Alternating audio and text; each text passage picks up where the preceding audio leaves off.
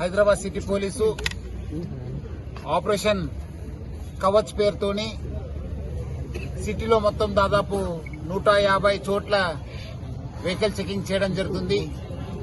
సంశయాస్పద వ్యక్తుల్ని, సంశయాస్పద వెహికల్స్ ని, అదేవిధంగా డ్రగ్స్ కోసము దొంగతనం చేసిన వెహికల్స్, నంబర్ ప్లేట్ లేని వెహికల్స్ ని, అదేవిధంగా వేరే వేరే ఇల్లీగల్ యాక్టివిటీస్ లో ఇన్వాల్వ్ అయ్యే పర్సన్స్ కూడా చెక్ చేయడానికి ఈ ఒక్క ఆపరేషన్ కవచ్ ని మనము ప్లాన్ చేయడం జరిగింది.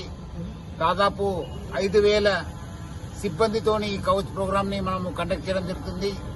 రాత్రి 10:30 గంటల నుంచి ఉదయం 12:30 గంటల దాకా ఆల్మోస్ట్ తెల్లారుజామున దాకా మనము ఈ వెహికల్ చెకింగ్ చేయడము, తర్వాత కొన్ని ఏరియాస్ లో ఫుడ్ పెట్రోలింగ్ చేసి ఆ ఏరియాని డామినేట్ చేయడం జరుగుతుంది.